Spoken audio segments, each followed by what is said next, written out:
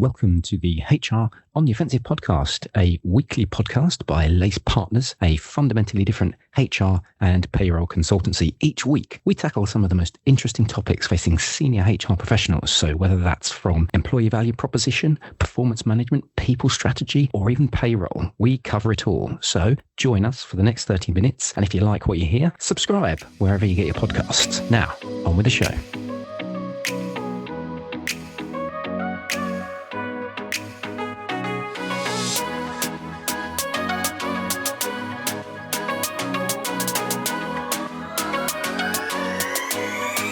Good morning, good afternoon, and good evening, and welcome to the latest HR on the Offensive podcast. It's me, Chris, from Lace Partners. Thank you, as always, for joining us. And today we are delving into the world of strategic workforce planning for the next 30 minutes. And of course, in order to do that, I need an expert, I need a co-host, I need somebody who knows a thing or two about strategic workforce planning. And so I've I've dragged him kicking and screaming, not for the first time, so he's done a few pods before. It's Julian Holmes from our team. Julian, how are you doing, sir? Very well, Chris. How are you? Yeah, not too bad. Looking to delve into all things SWP? Very excited to hear more from David. Yes, Julian's given us a little teaser there as to who our guest is today. And our guest is somebody called David Edwards. He's the Global Head of Workforce Planning at Ericsson. And David's actually written a book. And the book is called the Strategic Workforce Planning Handbook. Probably, before I go any further, I should say hello to him. So David, how are you doing, sir? You all right? Hello, Chris. I'm very well, thank you. We still have sun, the last vestiges of summer, still to enjoy. What could possibly go wrong? Exactly. It's clinging on to dear life, isn't it? Although at the time of recording, listener, we have some horrible weather on the way. So that's, as David hinted, that is summer pretty much done for us. Now, David, what I'm going to do is I'm going to give you our you've got to answer, because we have our tradition on this podcast, which is a fundamentally different question, which is totally not related to HR, as our icebreaker, something to kick us off with. But before we do that, it might be worth you just talking to our lovely listeners a little bit about yourself, your background, and then we'll do the fundamentally different question, and then I'll ask you about the book, and then Julian might get a word in edgeways as well. Eclectic, I think, is the one-word answer. The rather longer answer is I've had a very wide, varied career, starting actually as a laundry worker, or if I go even further back, as a volunteer teacher in Kenya when I was 18. But I've progressed through a range of different things since then, including accountancy, operational leadership. I've worked in startup companies, I've worked in the NHS, and also for RBS, NatWest, and a bunch of other stuff in between, including Vizia, and now currently Ericsson. I've been in the strategic workforce planning space probably for about the last 14, 15 years. I didn't probably realize that that was what I was in at the time, but I think now that was probably where it started. Anything else worth that I should tell you about? Oh yeah, I've written a book. Has anyone said that yet? And married to Fiona, who we all call Finoni because my auntie couldn't pronounce her name properly for almost 40 years. Got a yappy dog, used to sing in a soul band, but don't do quite so much of that anymore, and gave up golf long after I realized I was never going to be any good at it. You and me both. I try and hack my way around occasionally, but there we go. We're going to get a little bit of background on the book that you've written. Just once again, for those listening in, it's the Strategic Workforce Planning Handbook. So before we do that, fundamentally different question dictates that we should go first. I'm going to give you a few seconds to think of your answer, David. But of course, Julian, as a regular on the podcast, you get no such luck.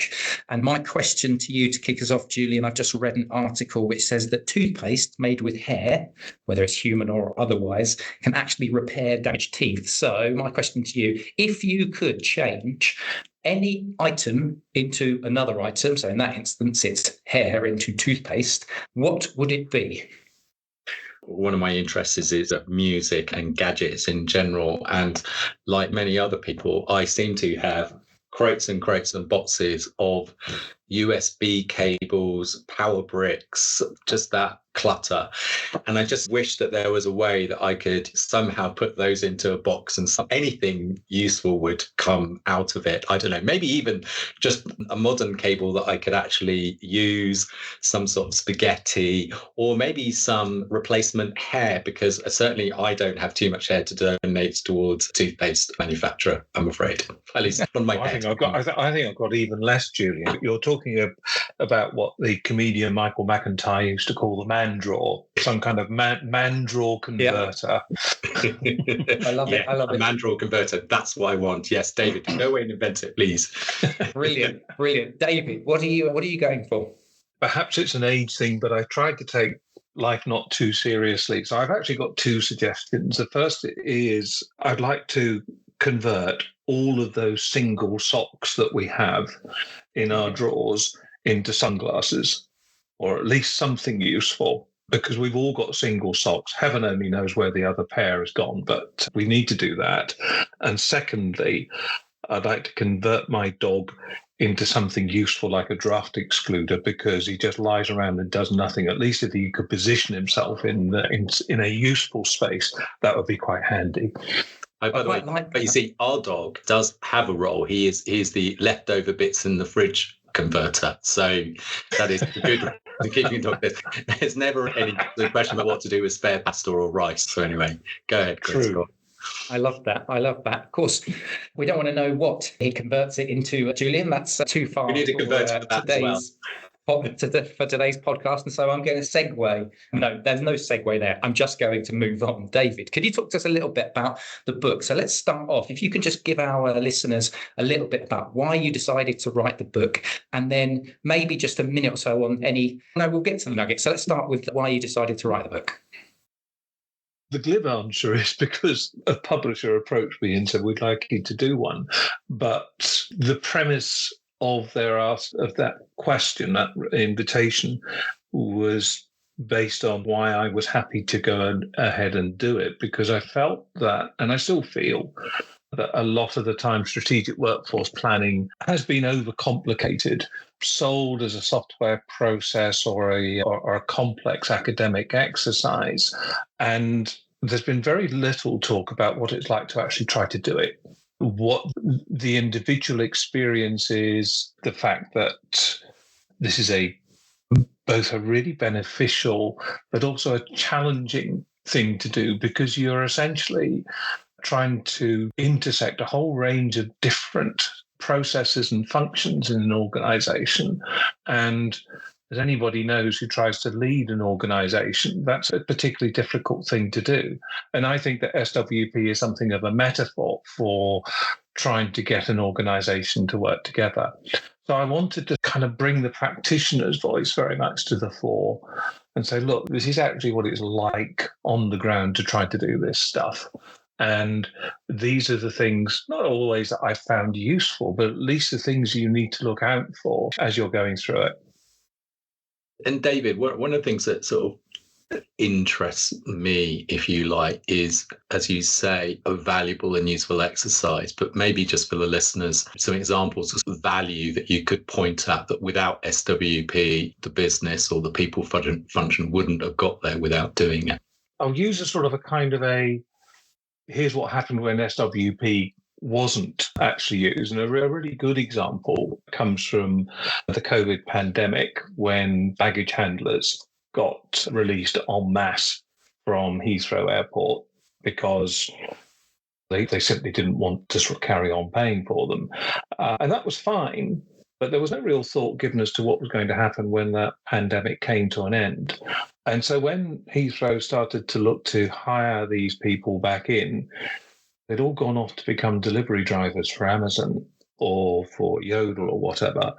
And that enormous pile, which you may remember from, I think it was the summer of 21, of baggages and trolley bags and goodness knows what else, piling up in sort of one of the big hallways of Terminal 5, was entirely down to the fact that they didn't have the people. So I see that as a sort of a really good example of what might happen if you don't think ahead. And I think also it's ironic that Ryanair didn't let any of their people go. They asked them all to take a bit of a pay cut, but they believed that if they could keep them on, then they could get back up and running more quickly at the end. Now you might say, well, isn't that just commercial good sense? Well, strategic workforce planning is commercial good sense. It's not just about how many people you're going to have. It is how are you going to be able to keep your workforce fit for purpose in executing the strategy. It's how are you going to actually deliver on your business purpose with the people that you've got or the people that you're going to need. So you've just given a really good example there and talked about that's what strategic workforce planning is. I think one of the challenges, and again, I'm not an expert practitioner in this space, so I'd love to get both of your views on this, but I think one of the challenges, the little information that I know, is that when you talk about that as a concept, as a phrase, as something that organizations do, I feel like there's no real standard definition to it. So can I get some thoughts? I'll start with you, David, but then on you, Julian, on this as well, actually. Why is it that there is no consistency in the definition around strategic workforce planning? Or is there a consistency and I just missed it? Yeah, this is one of the world's worst questions for someone in this space. If you were to put 10 SWP practitioners into a room, you'd probably get about 17 different definitions coming out of it. I try to frame it around this. I think that the objective of SWP is to address current risks, workforce-related risks, and to also ensure that any risk to the execution of future strategy that has a workforce component is mitigated. And I don't think we talk about risk enough in the HR space. And it makes HR so relevant if you start talking about risk, because everyone's ears prick up all of a sudden. But we don't do it. And yet it is all around us. We talk about the sort of the war for talent. Well, there's a risk there. We talk about the aging workforce. There's a risk there. You can pile these things up and you can quantify them in a way that should make the business leadership see this as a critical part of its execution. John Boudreau, who I was very fortunate to get to speak to in the course of writing the book, he said, if you look at finance and where it sits now in the organization, cast your mind back, say, 40, 50 years, that wasn't what finance was. Finance was very much bookkeeping, very much accountancy. It's now reinvented itself as this sort of guardian of the organization's capital. And he expresses surprise that HR hasn't progressed far enough on that same journey. He's so sorry, I've drifted off piece, I know, because that is the nature of the SWP practitioner. You start talking about one topic and before you know what, you've created yet another ocean to boil. Understand how the workforce fits into the needs of the business, and we're trying to make sure that it does. Julian, any builds on that? I think David's absolutely right. Risk is such a critical component. And I think it's not only, I think when you say risk, people tend to think downside, David, but it's also opportunity cost, or sort of failing to achieve the growth you want or the whatever it might be. And actually enough, I first got exposed to SWP when I was working at AOL, and we were investing in broadband, and me just observing very quickly in the process. I was a finance and strategy guy there going, if we want to roll out broadband equipment to all the telephone exchanges in Europe, or at least the ones even just the ones we want to get to, we're going to need this massive workforce. And guess what? That workforce isn't available. It's usually highly regulated. You need qualifications to get in. Straight away, very early in that process, realized that workforce was a critical, let's say, on the critical path to realizing that business opportunity. One of the things that actually I'd like to ask David about, because we're actually working at the moment with a global business doing a strategic workforce planning. And one of the other tensions I see in this question about how do you define SWP is, if I can put it like this, SWP as a process strongly connected with financial planning processes.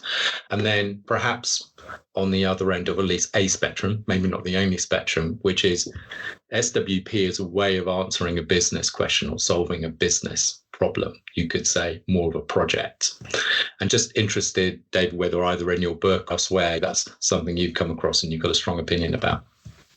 I have a strong opinion about it. I'm trying to cast my mind back through the 80,000 or so words that I ground my way through.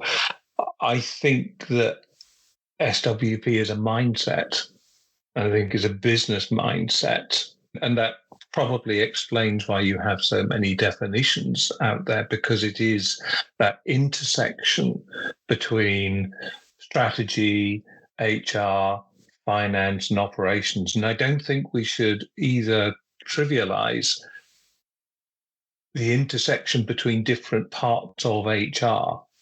It sits in all of these and none of them. And that is also a part of its intrinsic challenge. One thing I do say in the book is that I've listed out a number of different objections that you get from different parts of the organization. And I put two at the bottom, and I thought they were a bit glib to begin with, but actually I do mean them. One was, "You're from HR, go away." And the second was, "We're HR, go away." And I do think, speaking to practitioners, there is that sense that sometimes you're not wanted here because you're kind of muscling in on something that's already our territory.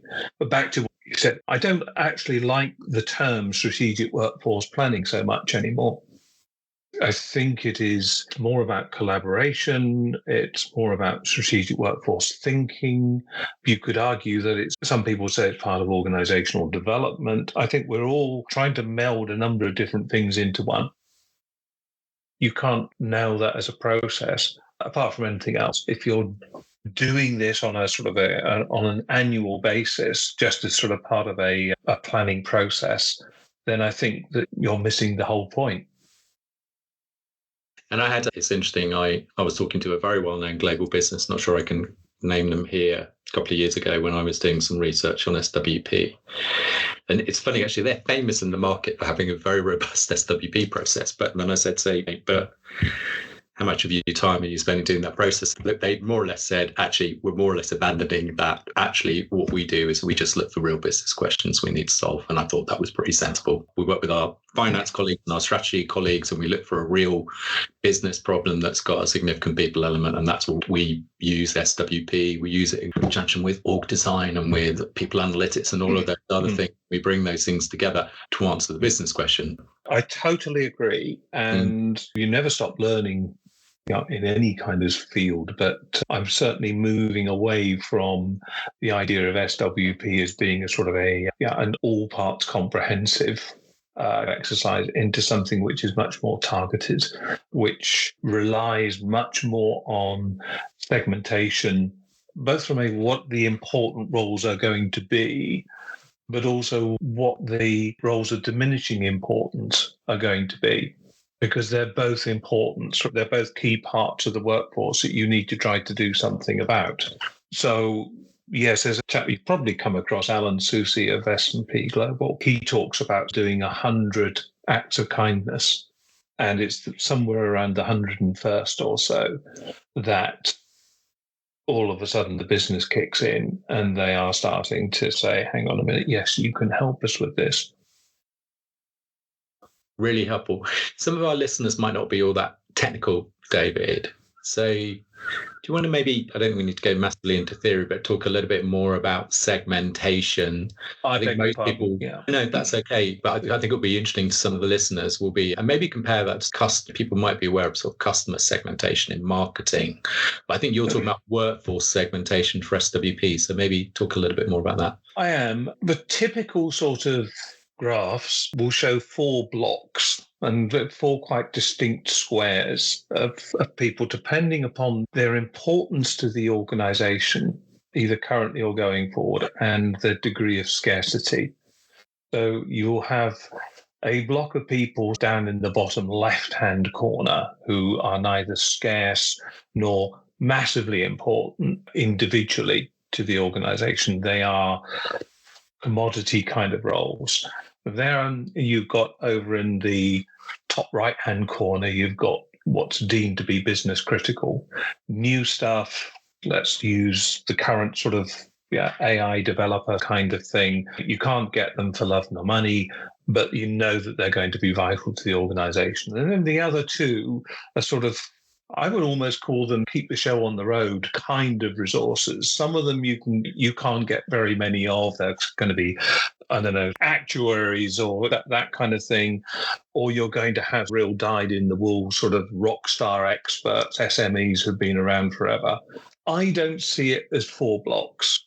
I think of it as more blobs, and people in one blob move to another over time, depending upon how important they are or how useful they are to an organization. And people are constantly on the move. I also believe that very much in what I would call micro segmentation. So that there may be this critical blob of AI developers that are vital to your org, but there are only going to be a few people, the 10x guys, who are really making a difference. Let's think of an example. Yeah, okay. Intellectual property, organizations, particularly like Ericsson, for example, we generate a huge amount of revenue from our IPR, for our licenses. The number of people involved, the ones who really know how to write those licenses, who know how to defend the rights and generate the revenue, probably is no more than a handful. Do we know just what the state of those individuals are? Never mind what the function is. Yeah, that's a really interesting idea, isn't it? Is that, yeah, as you say, they're not so much a segment, is that there are, as you say, a micro segment or even a few individuals, right? And I suppose the only other thing is that sometimes these, shall we say, most critical workers are not necessarily the most highly paid or highest prestige people in the business. They just happen to do a role that, if you don't get right, it can have a substantial impact on value, and they're hard to train and hard to acquire. Yeah, absolutely. What's the old sort of sales approach? I remember we were trying to sell project management software into Rolls-Royce many years ago, and we learned that there was no point trying to sell directly into one of the MDs, because they would always first pick up the phone to somebody who they were on the grad intake with, and it was that person that you had to impress before you were going to get anywhere else. Yeah, that idea of those influencers, isn't it? Influencers within the business and the people that have that kind of impact. We've got a couple of minutes left on the podcast. I just wanted to wrap up by talking about, we'll go back to the book a little bit more, which is the book, when you some of the synopsis across, David, it's not out at the time of recording, it's not out yet, I believe. It's in the new year, is that right? 3rd of January, 3rd of January, straight away. So you can't have it as a Christmas present, but you can buy yourself something, a little gift to yourself when you've got the January blues. But I guess the book talks about it's a practical sort of handbook. So have you got maybe an anecdote just to wrap us up from the book that you just want to share about some of the conversations that you've had with some of the practitioners that you've spoken to? Interesting. I did actually include in the book a chapter of extended passages where people talked about how it had affected them. And yeah, everybody works in a stressful situation, but it does seem to me as though one of the biggest challenges is the fact that you get things, you see the whole sort of vista of the organization in a way that very few people outside of the executive leadership do. And yet, more often than not, you're a relatively low level of the organization. Typically, if you're at CEO -3, then you're doing quite well. And I think that people find that frustrating. That they need to find ways to move away from where they are to becoming more like influencers. I think, and I'm still developing my own thinking on this, a relationship with finance is really important. If you are going to have that relationship with finance, you've got to be able to speak that language. And I would say to anybody who's getting into this, start straight away trying to build either a business case or metric which will help you to create a business case, because the dynamics and the economics of a large organization, such as the ones that people will find themselves in this role, are such that only 0.5 percentage point movement in the unit cost of a particular group of people could have huge impacts for the bottom line. Now, it may be expressed into cost avoidance as opposed to cost reduction sometimes, but it still makes an enormous amount of difference. What are the financial consequences of these workforce risks? And secondarily, look at what the customer consequences are of these workforce risks. Oh, I'm trying to think of the guy's name. Adam Gibson, of course. How could I forget? He talks about how disaffected employees, who are normally disaffected by the lack of career opportunities, their disaffection translates directly into poor customer service.